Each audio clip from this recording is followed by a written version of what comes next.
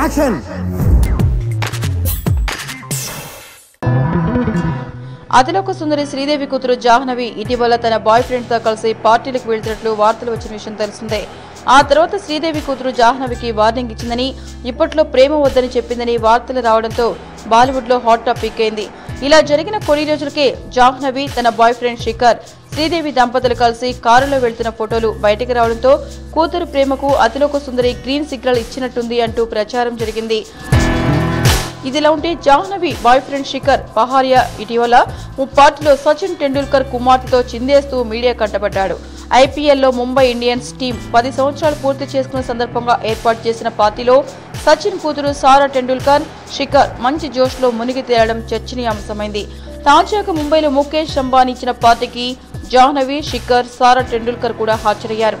అయితే జాహ్నవితో కాకుండా సారాతో శిఖర్ ఎక్కువ చనువుగా ఉండడం ఏమిటా అని సందేహాలు ఉంటే, జాహ్నవి శిఖర్ మధ్య బ్రేకప్ జరిగిందా అనేంత వరకు సందేహాలు వెళ్లాయి. ఈ పార్టీలో శిఖర్ కి దూరంగా ఉన్న జాహ్నవి ఇతర ప్రముఖులతో కలిసి మెలిసి పార్టీని ఎంజాయ్ చేసిందట. సారా టెండూల్కర్ జోష్ కూడా పత్రికలకు ఎక్కింది. బాలీవుడ్ హీరో రణవీర్ సింగ్ తో సారా దిగిన ఫోటో ఇంటర్నెట్ లో వైరల్ గా మారింది.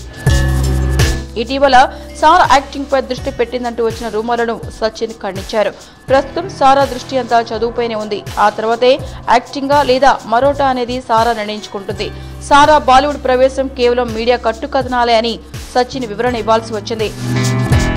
ప్రచారం ఉన్నట్టు జాహ్నవి శిఖర్ లవ్ బ్రేకప్ అయిందా లేక ఇదంతా మీడియా సృష్టి అయినా తెలియాలంటే కొన్ని రోజులు వెయిట్ చేయాల్సిందే.